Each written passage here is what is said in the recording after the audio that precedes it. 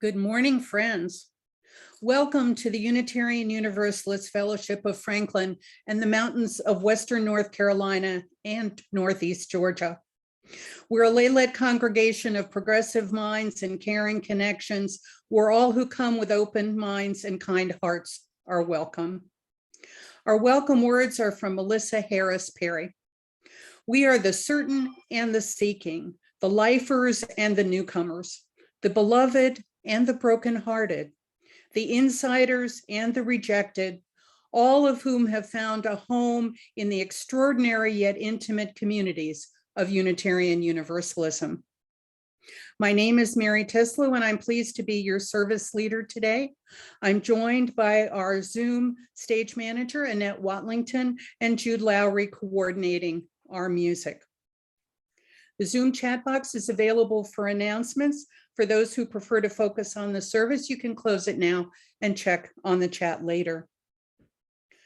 Thank you to everyone who's already returned their pledge forms for time, talent, and treasure for the year 2022-23. If you've not had a chance to do that yet, we encourage you to do so soon. This committee can plan our budget, and committees can enjoy adding new people to their efforts. Please be sure to check the UUFF for opportunities to be together. All activities Zoom activities use this same link.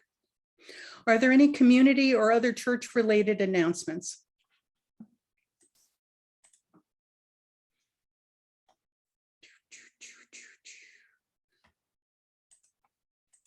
Looks like we're good. Just one other shout out that game night is moving from Saturday night to Friday night. So folks who are interested in that, and it'll be in the UUFF again. Our fellowship is a light for liberal religion in the mountains that values diversity and the richness it brings to our community. Our celebration of diversity is reflected in the variety of our Sunday services. We hope today's service enriches your journey. Today, we welcome back Reverend Kim Palmer with a sermon titled Atheist Spirituality. I'd like to take a moment to mention the atheist symbol. This week's newsletter, and soon next to me on the screen, I think, it will be the atheist symbol. It's called the atomic whirl. It's the logo of the American Atheists, and it has come to be used as a symbol of atheism in general. It may not be as familiar as some other symbols. It's based on the historical Rutherford model of the atom and is used to symbolize that only through the use of scientific analysis and free open inquiry can humankind reach out for a better life. The lower part of the central loop is left open or broken to represent the fact that atheists accept that while they rely on the scientific method, they are searching for the answers, and in some cases, further questions. The central loop forms an A, which represents the word atheism. The symbol is one of the permitted emblems of faith that the U.S. Department of Veterans Affairs allows on government-furnished headstones and markers. Our opening words this morning are from Theodore Parker. The R's a religion, which, like sunshine, goes everywhere. Its temple, all space, its shrine, the good heart, its creed, all truth, its ritual, works of love, its profession of faith, divine living.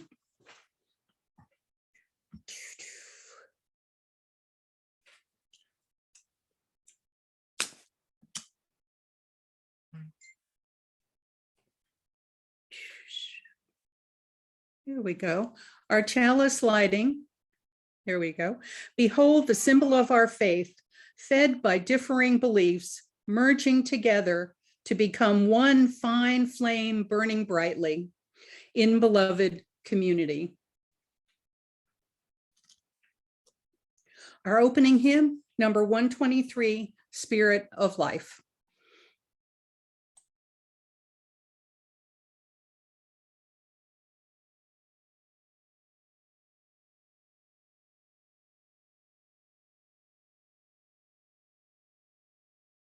Spirit of life, come.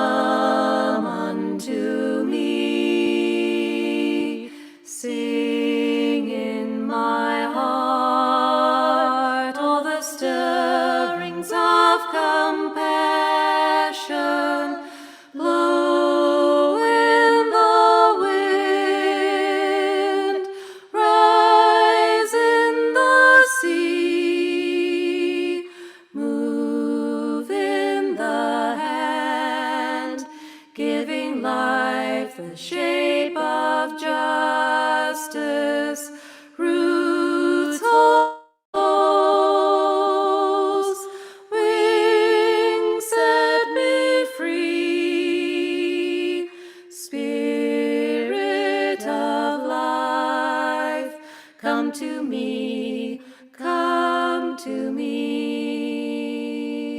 Fuente de amor,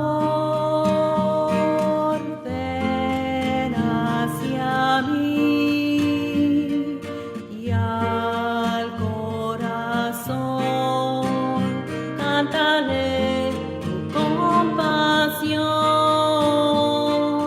Sopla al volar, sube en la mar, hasta moldear la justicia de la vida. Arraigame, libérame, fuente de amor, ven a mí, ven a mí. Spirit of life, come unto me.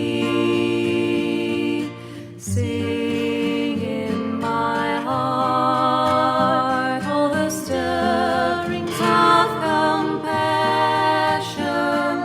Blow in the wind, rise in the sea, move in the hand, giving life the shape of justice. Roots hold me close, wings set me free. Spirit of life, come to me, come to me. Sopla al volar, sube en la mar, hasta moldear la justicia de la vida. Arraigame, libérame, fuente de amor, ven a mí, ven a mí. Spirit of life, come to me, come to me.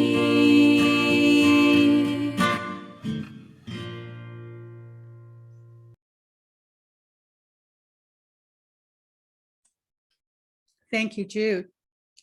Our offering words this morning. May we know once again that we are not isolated beings, but connected in mystery and miracle to the universe, to this community, and to each other. All gifts of time, talent, and treasure are deeply appreciated. Our offertory hymn is number 298, Wake Now My Senses.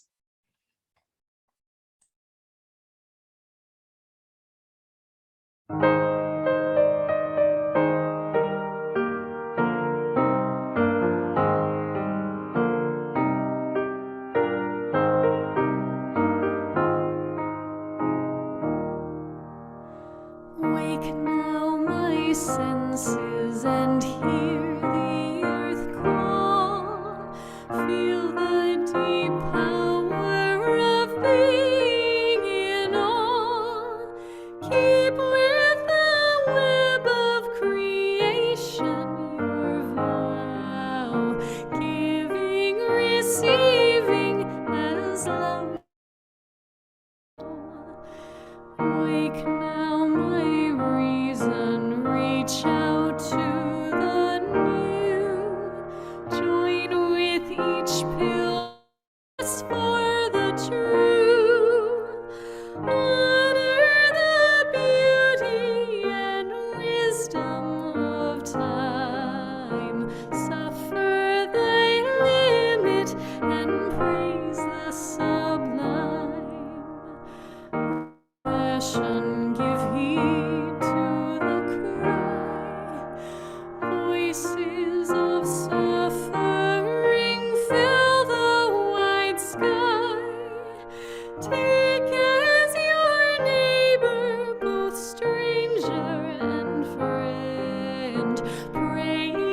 and striving their hardship to end. Wake now, my conscience, with justice thy guide, with all people whose rights are denied.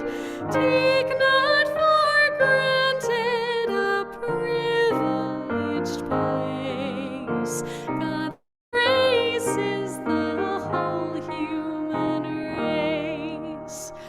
Wake now, my vision of ministry clear. Brighten my pathway with radiance here. Mingle my calling with all who will share.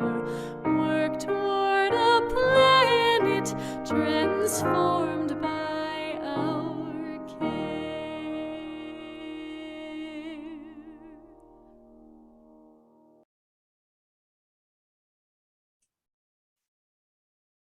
Dedication of our gifts, gifts given in love and hope, continue a cycle of love and hope. So may it be. It's our great joy today to welcome back Reverend Kim Palmer.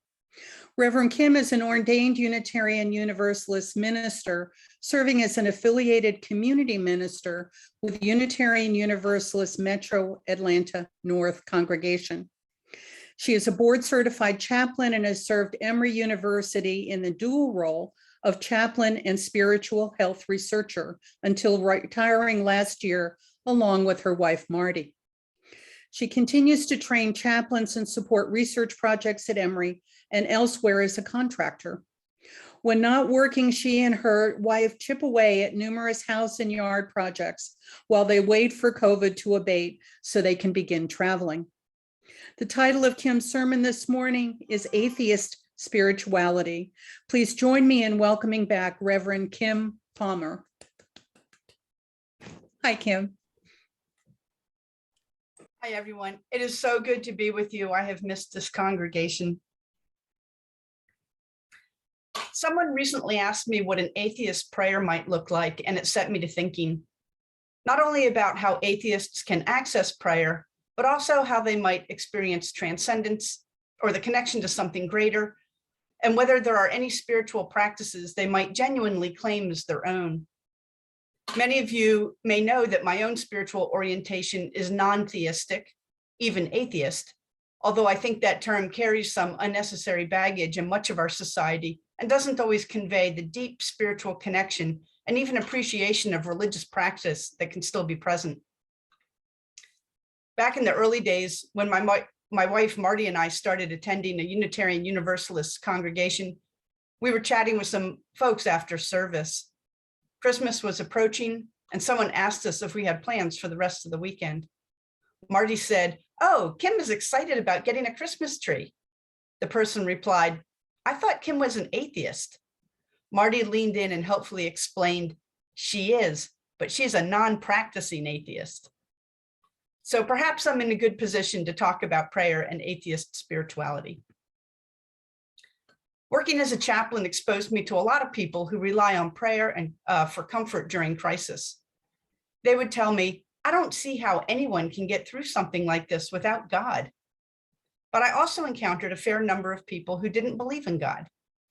One woman had been raised Christian, then converted to Judaism when she married a Jewish man, then found herself in a place of spiritual seeking after the marriage ended.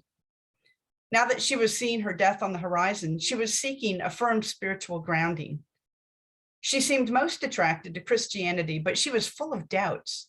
She spoke, for example, of the Council of Nicaea in the year 325, when bishops gathered to vote on matters such as the Trinity and the divinity of Christ, a vote to establish church doctrine so that the empire could have a single unifying body of Christian dogma. That seemed to her like a lot of human intervention in what was supposed to be a story of divine truth. And she had a hard time squaring a loving, benevolent God with the hardship she'd faced her whole life. She told me, "I don't really think there's a God, and I'm not sure Jesus was even a real person." But she longed for connection, and she wanted to be able to pray to Jesus like she used to. I suggested to her that if praying to Jesus helped calm her, helped her feel valued, helped her be centered, then it didn't really matter whether Jesus was real or not, whether God was real or not. If prayer is a ritual that brings you comfort, I told her, then it really doesn't matter what you believe. So I wouldn't say that I have a regular prayer practice, but I do on occasion pray. Stories of animal neglect and abuse really hurt me. So when I come across them, I have a standard prayer. God, I pray, take care of the animals, soften every human heart. It's not that I believe in a God who answers prayers. I don't. They are aspirational, not petitionary. It's a way for me to express my hopes for the world and to remind myself to keep my own heart soft in the face of hard realities and abhorrent human behavior. As part of my animal-loving nature, I absolutely loved when the fire truck would go by because my previous dog would howl at the sirens, not at the police cars, not at the ambulances, just at the fire trucks. One day after this happened, I ran into a neighbor during a walk in the subdivision behind us. I asked how he was, and he told me that he was still shaken by an episode the previous evening. His next door neighbor had had a heart attack and died, leaving a wife and 2 young children. I realized that the fire truck I had heard with delight had probably been responding to that man's death. It was then I realized that every fire siren, every ambulance siren represented an emergency that was affecting real people. I still think of my dog when a fire truck goes by, and it makes me smile. But I also stop what I'm doing and offer a prayer for the person having the emergency. May they be treated with compassion, and may they and their family have all the support they need. I went to one of my high school reunions several years ago. The organizers had asked the 3 of us in our class who went into ministry to offer an invocation. When I arrived and walked across the parking lot to enter, I ran into a classmate who said, "I hear a rumor that you and Dave and Lauren will be saying a prayer tonight." "That's what I was told," I said. She said, "I'm an atheist. I'm pretty sure I'm not going to like being prayed to." I said, "I'm an atheist too. You might like my prayer." Later in the evening, after folks had gotten their first round of drinks, snacked on hors d'oeuvres, and caught up with each other a bit, the 3 of us were called to the microphone in the front of the room. The other 2 gave what I thought were fairly standard Christian invocations, asking God to bless and protect the group and bless the meal we were about to receive in Jesus' name. Then it was my turn. I prayed, "May the spirit of love that lifts and upholds us all descend upon us tonight. May we share ourselves openly in fellowship and caring. May this be a night of connection and renewal to bring us joy in our relationships today and going forward. These things I ask in the name of all that is holy. Amen."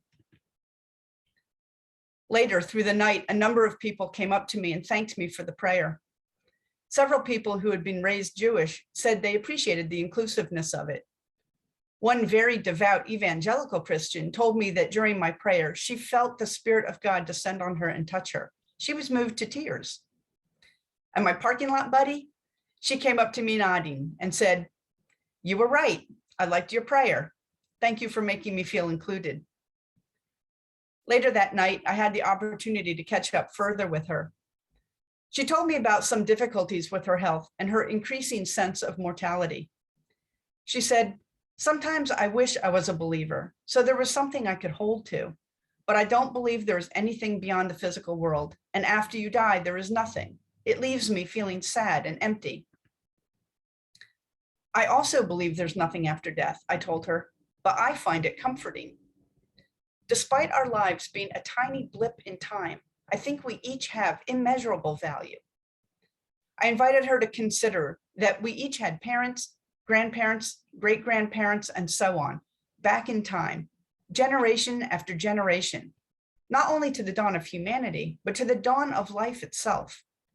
That chain had to remain unbroken for all that time for us to be here. "You are a miracle," I told her. "We are each a miracle." And beyond that, beyond even the formation of our own solar system or galaxy, we were part of something unfathomably immense. and our bodies and the energy that animate them are part of it. We are made of stardust, and when we die, we return to the great churning, changing mass of the universe, put into play 14 billion years ago by the Big Bang. And now cosmologists think there may be multiple universes, like bubbles or intersecting membranes. So whether our own universe ends in a big crunch and restarts with a new bang, or ends in a big freeze, we have been part of this unfolding process and part of something that extends even beyond the beginning of time. It's like there's something eternal and we are a part of it. How could our lives not have meaning? We are part of the most compelling story ever. After she had a chance to mull on that a bit, she sought me out again in the crowd. "Thank you for telling me all that," she said. "I feel more settled about my beliefs and my place in the world." I was glad she was able to see another point of view, that we're part of something larger than ourselves, and it can provide a sense of meaning and transcendence. Now let's talk about miracles. I had a talk with a hospital patient one day. She had a degenerative disease that had left her completely disabled and largely bedbound, and she knew it would ultimately kill her. Her family was very religious and told her to pray for a miracle.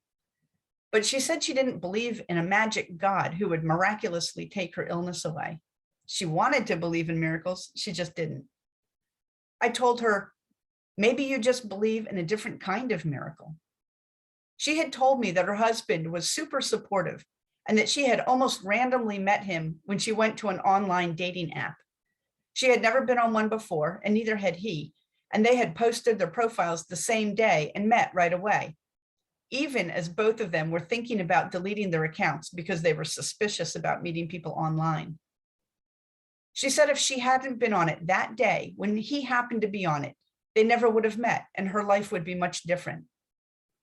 Maybe, I said, that was your miracle. As she thought about that, she started coming alive and telling me about other times of good fortune in her life. Maybe there is something, she said. Maybe it's not God, but maybe it's fate or luck or something. I think too about another patient, an atheist who was dying from brain cancer. As I sat with him exploring the meaning he found in life, he told me about having raised children of good character and having been a professor, where his students were now hearing about his illness and contacting him to tell him how much impact he'd had in their lives. That's a wonderful legacy, I told him, a real testament to how much your life has mattered. He knew the end would get ugly and he wasn't afraid of dying, but he wanted to retain his own sense of self and continue to live as much as he could. You want to approach your death with integrity, I said, just like you've tried to live your life. That was also something that gave him meaning. These are wonderful examples of transcendence that are available to the atheist. One doesn't need a belief in God to feel touched by something powerful, important, even eternal. One doesn't need a belief in God to pray, even to pray to God, if that feels helpful. And just like prayer is a spiritual practice available to the atheist, there are many non-theistic ways of connecting with one's sense of spirituality. Of course, there are Eastern practices that can be accessed outside the religions of origin, things like yoga or meditation. Becoming deeply aware of your body or the natural world can often be a way of feeling an expansiveness beyond the physical. Or what about the practice of journaling or poetry writing? A way to both focus and clear the mind and capture the thoughts and impulses that bubble up from our inner selves. Or a gratitude journal in which you record each morning 3 things you're grateful for. Say, a spouse, hot running water, opposable thumbs. It sets a positive tone for the day, and especially in these troubled times, helps us remember that joy and love and beauty are also part of our existence. One practice that I engage in, sort of like prayer, is that of lighting a candle for someone. I had one patient who was an atheist and quite bristly about religion. There were notes about it in his chart. The first time I met him, he was in the middle of a course of experimental chemotherapy, and about 5 days after each treatment, he would be in excruciating pain. The first 2 times he had gone to the emergency room and was treated like a drug seeker, unable to get medication strong enough to provide relief on top of feeling judged and dismissed. His next chemo treatment was coming up and he was scared. I told him, I know you aren't religious and you've said you don't want anyone praying for you, but I wonder if it might be helpful if I would light a candle for you on the morning of your chemo and think about you with the hope that your pain will be minimal. He brightened at that. Oh, that would be very nice, he said. Thank you. That would mean a lot to me. I wondered if that might even become a practice he would adopt for his own. Another thing I do, which I hadn't really thought about as a spiritual practice until thinking about the sermon, but that might fall into that category, is I have a practice of code switching. By that, I mean taking religious terms and reinterpreting them through my own philosophy of life. When I hear sacred or holy, I think of those things that feel of ultimate importance to me, the power of love or the expansiveness of the universe. When I hear God or Jesus, I just translate that into my sense of awe and transcendence. The term prayer is one that I think of broadly, far beyond just a theistic prayer to God. And salvation can be living a good life or having a good death rather than being saved from sin. This code switching allows me to access things like prayer or a sense of the sacred. It also allows me to accept others' prayers with grace. Even if they're praying to God or in the name of Jesus, if their intention is my well-being and care for me, I can accept that as the gift it is. One time when I was in chaplaincy training in an episode of group processing, which was always interesting, one of my peers admitted that he prayed for me to find God and become straight. My other peers and my supervisor were angry on my behalf, but I wasn't.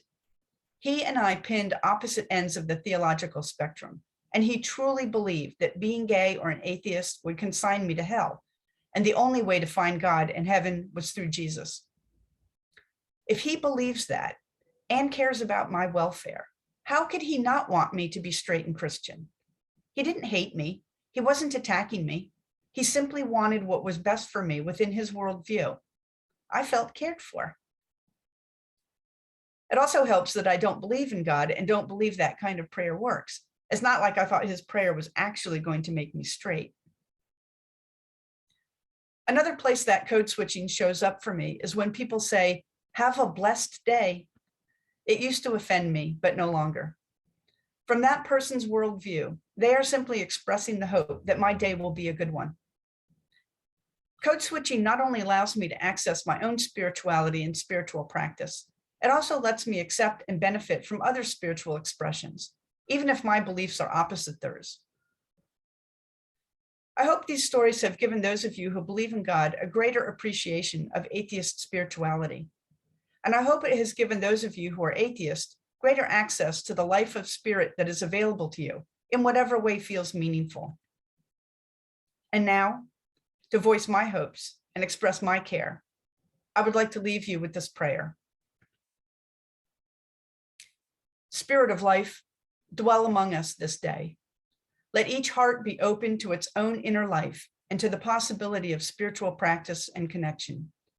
Let each of us rest in that ocean of love that surrounds us and fills us. May everyone here know they are valued beyond measure. Their lives have meaning. They are beloved. May this community continue forth in health and strength, and may each member receive all that they need. In the name of all that is holy, amen.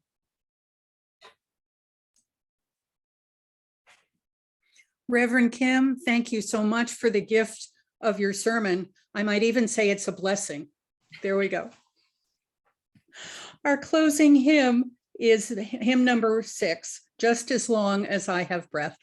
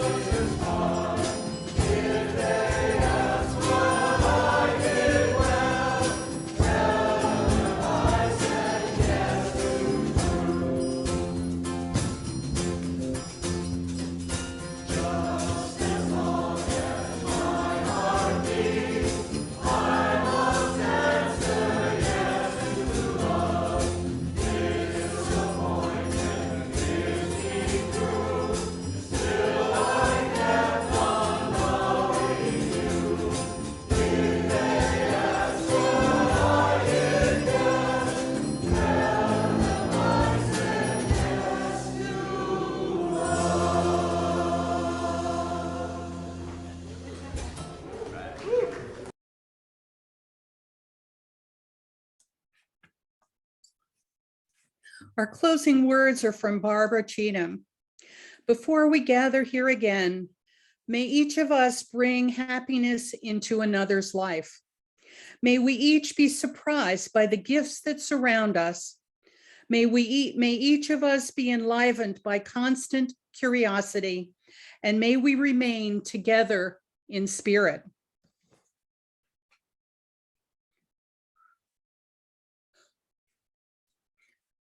We extinguished this chalice, but not the light of truth, the warmth of community, or the fire of commitment. These we carry in our hearts until we are together again. Our closing circle and covenant. When we are together, we circle our round sanctuary and join hands for our closing circle and covenant. For now, we will join together in spirit as we recite our covenant together. Love is the spirit of this fellowship, and community is its goal. This is our great covenant, to dwell together in peace, to seek the truth in love, and to help one another.